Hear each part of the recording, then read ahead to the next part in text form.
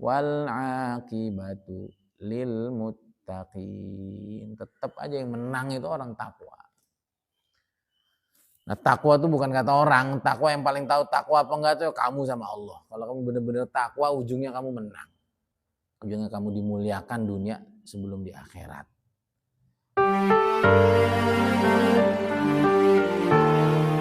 Bismillahirrahmanirrahim. Ayat ke-7. Laqad kana fi Yusuf wa ikhwatihi ayatul lisaili.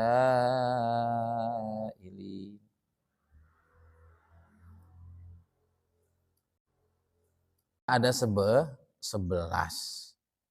Yang pertama ada Yahuda, ada Rubel, ada Syamun, ada Lawi, ada Riyalun, ada Yasjar. Berapa tuh? 1, 2, 3, 4, 5, 6. Haulai sitah, 6 saudaranya Nabi Yusuf ini itu dari istri Nabi Yakub yang namanya Lia. Namanya siapa? Lia. Kemudian selepas Lia ini meninggal, beliau nikah dengan saudaranya Lia, turun ranjang. Namanya Rohil. Namanya siapa? Rohil. Wakilah ada pendapat beliau menikahi Lia dan Rohil ini langsung semasa hidupnya. Jadi kumpul ranjang. Dan dulu di syariat sebelum Nabi Muhammad SAW, ngumpulin 2 saudara ini boleh. Kalau di syariat kita nggak boleh. Wa antajma'u bainal ukhtaini illa ma qad salaf. Wa antajma'u bainal ukhtaini dalam ayat tentang mahram itu diharamkan. Kamu mengumpulkan 2 saudari. Illa ma qad salaf, kecuali di masa lalu itu dibolehkan. Naam, Rahil. Nah, dari Sayyidatina Rahil inilah lahir Bunyamin dan Yusuf. Jadi ini saudara tiri. Bunyamin dan Yusuf. Adapun itu berarti berapa tuh? 6 tambah 2 berapalah? 8. Sisa 4 berarti kan 12 sama Nabi Yusuf. Amal arba al-baqiyah ada namanya Dan, Naftali, Jad, Asyir. Itu dari Sariyah, dari apa? Budak perempuannya Nabi Yakub namanya Zulfah wa Balhah. Zulfah itu Sariyah. Zulfah tapi bukan Zulfa. Balhah.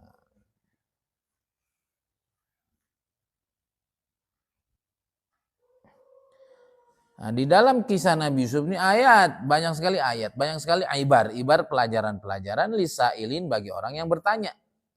Wa ghairihim, dan juga bagi yang tidak bertanya, karena yang dulu pernah nanya tentang kisah Nabi Yusuf itu siapa? Orang-orang Yahudi. Benar nggak nih dia ini nabi? Ditanya, coba dalam tradisi kita, di dalam sejarah Yahudi itu tahu persis kehidupan Nabi Yusuf. Coba kamu tahu nggak? Nah, orang-orang Yahudi nanya itu. Wadhalika, ceritanya anal Yahud lama sallallahu alaihi wasallam an qissati Yusuf, saat mereka bertanya tentang kisah Nabi Yusuf, wakila sa'alu an intiqali auladi Yaqub. Ada pendapat mereka bertanya tentang imigrasinya atau transmigrasinya, berpindahnya keluarga atau anak-anak Yakub min ardi Kan'an ila ardi Misr, dari negeri Kan'an ke Misr. Fadzakara lahum tilkal qissah. Maka Nabi SAW ceritakanlah kisahnya. Lalu mereka mendapati cerita Nabi itu persis dengan apa yang mereka tahu di Taurat. Wa hina idzin fa min dalaili nubuwwati, itu menjadi tanda kenabiannya Nabi Muhammad.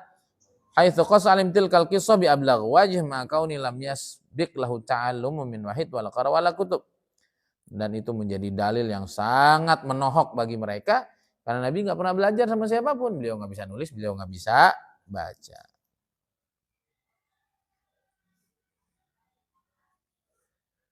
Nah, coba kita baca yang ini. Allah Allah Allah Allah Allah. Bentar ya. Dikit lagi. Saya juga nggak mau telat nih. Coba kita baca yang di Futuhat Ilahiyahnya Hasyiah Jamal. Ala Tafsir Jalalain. Tadi sawinya udah. Nomor 3 4.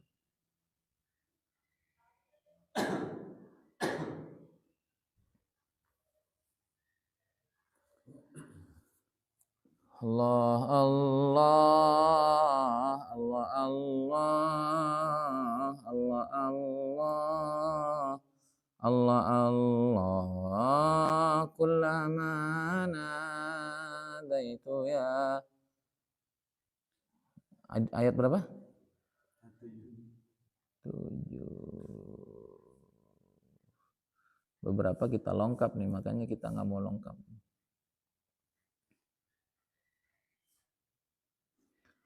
Laqad kana fi Yusufa.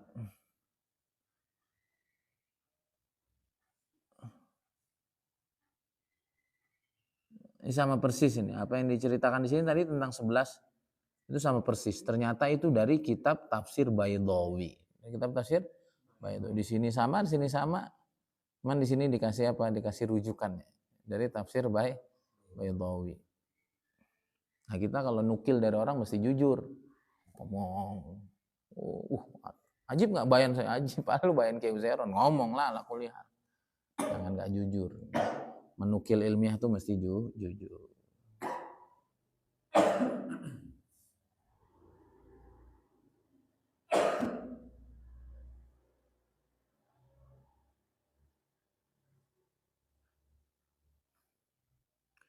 Nggak ada. Ada deh. Ayatul lisailin sama persis ini. Sama persis. Nah, tapi ada tambahannya. Dan lianna ma'tabi wa yun sama wa ilmun qudsi Allah ilaihi wa ma'na ayatul lisailin ibar lil mu'tabirin. Ini akan menjadi ibrah bagi orang yang mau ambil pelajaran. Fa in hadhil qissah tashtamil al anwa' min al ibar wal ma'an. Fa minha ru'ya Yusuf. Min haqqallahu fiha wa minha hasadu ikhwatihi lahu wa ma ala ilaihi amruhum. Sabru Yusuf ala ma fa'alu bi wa ma ala ilaihi amru min al mulk wa minha husnu Yaqub wa sabru ala faqdi waladi wa ma ala ilaihi amru min bulughil murad wa ghairi dzalik min al ayat tafsir Khazin. Ini jujur. Apa luar biasa ini, apa-apanya beliau tulis dan beliau tulis referensinya. Kita mesti ikut begitu. Ya, jangan kita nukil ucapan orang kayak punya kita. Alim banget Ustaz Iqbal itu ucapan Habib Umar. Padahal punya orang, paham? Kecuali apa yang murni dari kita bilang kultu. Saya berkomentar, tapi kalau dari orang kita bilang dari orang. Dari tafsir Khazin apa aja pelajaran yang bisa diambil? Banyak. Pertama, Nabi Yusuf punya mimpi. Dan mimpinya orang soleh itu nanti akan kejadian. Kemudian hasadnya saudara-saudaranya Nabi Yusuf. Dan nanti apa ujungnya? Kesabaran Nabi Yusuf. Dan apa ujungnya? Kesedihan Nabi Yakub dan sabar kehilangan anak. Dan apa ujungnya? Tapi pada kesimpulannya apa? Wal aqibatu lil muttaqin. Tetap aja yang menang itu orang takwa. Nah, takwa itu bukan kata orang. Takwa yang paling tahu takwa apa enggak itu kamu sama Allah. Kalau kamu benar-benar takwa, ujungnya kamu menang. Ujungnya kamu dimuliakan dunia sebelum di akhirat. Ya, kalau kita ini nggak takwa, walaupun kita ngomong, dan orang tuh kadang-kadang suka nuduh orang nggak takwa itu. Ya, seperti itu tuh. Ketika Bunyamin itu dituduh apa? Mencuri pialanya raja itu. Dasar orang nggak bener tuh ngomongnya nggak bener aja. Dan selalu menutupi fakta. Selalu pengen dia menang sendiri. Apa kata qalu iya syirik faqad saraka akhul lahu min qabl. Kata mereka, nggak mungkin kita nyuri, kita datang ke sini niatnya baik. Nggak mungkin. Jangan nggak mungkin, ya nggak mungkin di mulut kamu. Kita buktikan bener apa enggak. Cari di tas-tas mereka. Terakhir di tasnya Bunyamin ternyata ada piala itu. Ya. Padahal mereka tahu Bunyamin ini orang bener, tapi ya namanya hasad tadi itu. Pas udah kedapetan itu, kata mereka kalau iya syirik faqad sarafa akhul lahu min qabl. Berarti perlu juga kita khawatirkan ya. Kalau punya istri lebih dari satu itu berarti nanti bukan hanya antar istri berseteru, bahkan antar anak bisa hasad dan merasa ibu saya lebih baik gini-gini. Ini mah anak. Pelajaran juga kan. Akhirnya dibawa-bawa nama Nabi Yusuf. Kalau emang dia nyuri sekarang, dulu saudaranya, dulu si Yusuf juga nyuri. Fa asarraha Yusuf fi nafsihi wa lam yubdiha lahum. Sama Nabi Yusuf disimpan tuh rasa gedek. Udah kurang ajar, bilang orang kurang ajar lagi. Nah, itu permainan politik begitu itu.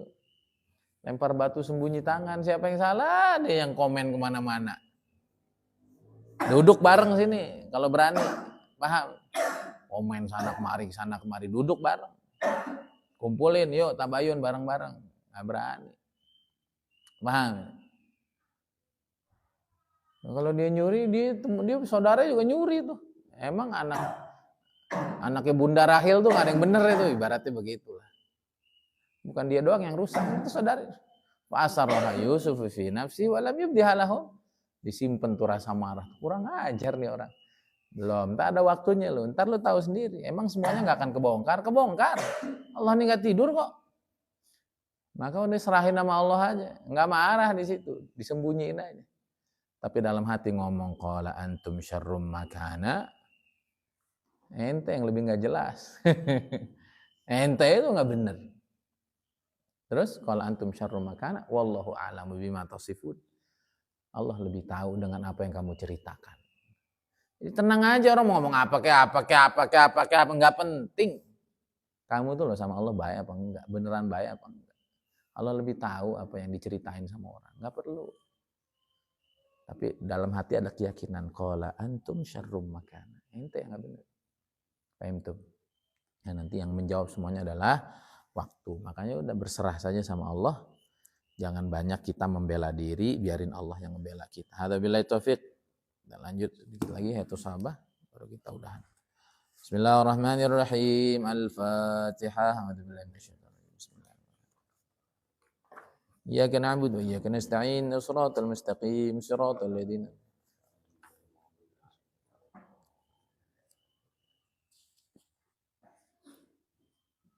وقال تعالى يقول المؤلف إلى أن قال ويوم نبعث في كل أمة شهيدا عليهم من أنفسهم وجئنا بك شهيدا على هؤلاء ونزلنا عليك الكتاب تبيانا لكل شيء وهدى ورحمة وبشرى للمسلمين ويوم نبعث pada hari kami membangkitkan fi kulli ummatin pada setiap umat syahidan seorang saksi alaihim yang akan bersaksi ke atas mereka min anfusim dari kalangan mereka sendiri.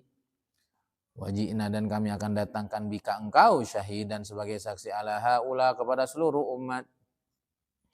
Wa nazzalna dan kami turunkan alaika kepada Alkitab, kitab Al-Qur'an tibyanan likulli syai sebagai penjelas segala sesuatu wa huda sebagai petunjuk wa rahmah wa busyra lil muslimin. Iya. Nanti di akhirat kelak setiap umat tuh ada saksinya. Ya orang udah enggak bisa bohong. Ya. Orang nggak bisa bohong. Dan saksi itu orang yang hidup di tengah mereka. Pak Haji dulu itu diajak nggak itu? Ditanya orang itu, kenapa kamu nggak sholat? Nggak diajak saya. Bener nggak yang lain? Apaan tiap hari itu diajak? Nggak bisa bohong. Paham? Dan semua saksi untuk seluruh umat itu adalah Rasulullah SAW. Karena semua Quran, semua isi kitab sebelum Nabi Muhammad SAW itu semua dirangkum dalam Al-Quran. Walaupun Nabi SAW tidak hadir di dalam kehidupan mereka, tapi dengan Quran seakan-akan Nabi hadir di tengah kehidupan mereka. Nanti orang-orang Yahudi, saudara Nabi Yusuf itu, enggak saya enggak ini, enggak gini-gini. Kata, gimana Muhammad? Itu ada ayatnya. Enggak bisa bohong. Paham tuh? Jadi kita enggak akan bisa bohong dalam hidup ini. Ya. Maka itu tadi saya bilang jaga hubungan sama orang-orang terdekat, nggak usah bohong. Nanti jadi saksi, ya nggak? Kita mau nikah sama orang. Alhamdulillah saya di pondok begini, gini. Emang orang bodoh, panggil yang seangkatan sama dia, yang sepondok sama dia. Kenal ini, Ustadz Wilman. Kenal Pak Haji, kenapa gitu? Kemarin tuh diem-diem datang ke rumah, mau serius sama anak saya. Gimana Ustadz Wilman? Katanya dia gini. Muka udah berubah nih. Mau diiyain. Bohong, mau gak diiyain temennya gak? Wah, orang udah gak baca. Jangan bohong. Iya sih Pak Haji, cuman emang dulu sih nggak kubro gitu. Oh katanya kubro, seumpama. Paham tuh, nggak boleh bohong. Dan bohong itu nanti orang tetap, orang pinter itu akan ngangkat orang-orang yang hidup sama dia. Dia akan tanya. Nah itu, jadi jangan bohong sama orang luar, tetap orang tuh akan tanya sama orang-orang terdekatnya, paham? Itu wa ma fi kulli ummatin syahidan alaihim min anfusihim. Nah, kemudian wajib nabi ka syahidan ala hula, dan kamu bisa menjadi saksi atas semuanya sallallahu alaihi wasallam. Jadi kalau kamu paham Quran, kamu bisa paham segala sesuatu. Kamu bisa jadi saksi dalam banyak hal. Karena Quran ini lengkap, paham nggak ini? Bagaimana Rasulullah SAW nggak hadir tapi kisahnya ada. Dan kisah Allah nggak mungkin bohong. Maka Yahudi ntar nggak bisa ngomong di hadapan Nabi. Enggak, saya nggak pernah gituin Yusuf, saya nggak pernah ini. Oh, nggak ada ayatnya. Enggak ya Allah, dulu saya diajak perang, saya nggak pernah bilang engkau aja pergi sama Musa, orang ada ayat. Paham? Ya sama, sekarang banyak orang Yahudi bohong, banyak orang-orang jahat bohong. Bisa nggak kita jadi saksi atas kebohongan mereka? Bisa, kamu jadilah K-nya Rasulullah SAW. Kamu mesti menjadi seorang da'i, kamu mesti paham Al-Quran ini, kamu mesti adil dalam hidup. Kamu bisa jadi saksi kebobrokan umat ini. Enggak benar. Enggak akan. Ya, kalau kamu nggak punya Quran, kamu nggak jadi da'i, kamu nggak bisa tuh melihat umat terus kamu punya kesimpulan, paham tuh? Nah, jadi nanti di akhirat yang akan menjadi saksi semuanya Rasulullah SAW. Orang udah nggak ada yang bisa bohong karena semua udah dituang dalam Al-Quran. Ya, sebagaimana Nabi SAW punya kemuliaan begitu, umatnya juga punya kemuliaan begitu. Minimal di dunia ini. Kalau di akhirat ya kita juga bisa bersaksi. Nabi pasti jawabnya gini nih, karena kita hafiz Quran. Nah, di dunia juga kita bisa menjadi saksi atas semuanya. Ini benar nggak benar? Kenapa? Ma'ana Al-Quran. Kita punya Quran yang bicara tentang kehidupan awalin wal akhirin. Apa yang benar kata Quran kita katakan benar. Wa nazzalna 'alaikal kitab tibyanan likulli syai'. Kenapa Nabi Muhammad SAW bisa menjadi saksi? Karena ada Quran. Karena ada Quran, di mana Quran itu bercerita penjelasan tentang segala sesuatu. Wahuda, nah, itu Quran tuh cerita tentang segala sesuatu. Maka kamu kenapa mesti jadi hafiz? Kenapa kamu mesti ngerti Al-Quran? Karena kamu basicnya apapun atau kamu mau jadi apapun profesinya semuanya ada di Quran. Paham tuh? Wahuda ini jadi petunjuk. Warahmah jadi rahmat. Ya rahmat tuh jadi kasih sayang. Huda petunjuk. Kamu jadi apa aja petunjuknya Quran itu. Menjadi politisi ada nggak di sini politisi? Ada tuh. Sini ada kisah Nabi Sulaiman jadi presiden, benar nggak? Jadi orang kaya yang taat ada, jadi orang kaya yang ujungnya orang kaya taat tuh Raja Zulkarnain itu. Timur Barat itu rajanya beliau itu. Menteri kurang ajar Haman, presiden kurang ajar Firaun, semua ada contohnya ini petunjuk ini. Jangan ikutin yang rusak. Warahmah. Ini menjadi rahmat Al-Qur'an. Jadi apa? Jadi rahmat. Rahmat untuk keluarga, rahmat untuk pikiran, rahmat untuk semua, rahmat untuk bangsa. Kalau hidup pengen tentram, nyaman dalam rahmat Allah, mesti pegang Quran. Kalau ikut barat ya nyungsep masing-masing. Wa busyra. Dan ini kitab ini menjadi kabar gembira bagi orang-orang Islam, ya. Jadi gimana agar umat Islam ini gembira? Ya harus kembali kepada Quran. Kalau enggak ngerasa kerdil aja, ngelihat Yahudi kerdil, ngelihat Cina kerdil, balik ke Quran. Di situ ada kabar-kabar gembira bagi orang yang Islam. Kita baca satu kisah ya. Bismillahirrahmanirrahim. Hubbud da'wah wasyaghaf. Al-babul awal babud da'wah ila Allah Ta'ala wa ila Rasulullah sallam. Kaifa kanatid da'wah ila Allah Ta'ala ahabba ila Nabi wa sahabi min kulli syai'. Nah, kita ambil judulnya aja. Nah, perhatikan tuh bagaimana dakwah itu halaman berapa tuh? No? Halaman 57. Dakwah itu bagaimana dakwah kepada Allah Rasulnya itu lebih adalah sesuatu yang paling Nabi dan sahabatnya cintai melebihi segala sesuatu. Ayo, kita mesti begitu nanti. Ya, dakwah ini segalanya gitu. Kamu Karmani ke atas, Pondok Buah-Buah tuh jauh. Kalau bukan karena dakwah, malas. Dingin, jauh dari apa-apa. Kalau untuk dakwah kita tempuh. Ya. Bentar ada tamu kita, bentar nusroh, bentar ini. Kita jabanin semua. kita pengen dakwah itu menjadi aktivitas yang paling kita hobi. Apa hobinya sahabat? Dakwah. Ini kamu kalau ditulis Ustaz Wilman biodata hobi dakwah. Wah itu ajaib itu. Nah ini tambahan ini. Hobinya Nabi, hobinya sahabat itu dakwah. Dan itu hobi yang paling disukai. Habis itu baru ada hobi baca, hobi olahraga, hobi apa. Artinya kalau udah ada dakwah semuanya bisa ditinggalin. Paham? Ini hobi yang paling. Nah, kemudian yang kedua, bagaimana mereka kanu harisina ala yahtadiyan nas wa yadkhuluna fi rahmatillah. Yang kedua, mereka tuh punya risau yang sangat tinggi, punya optimisme. Apa sih bahasanya tuh saya lupa terus. Haris itu bahasanya tuh ambisius.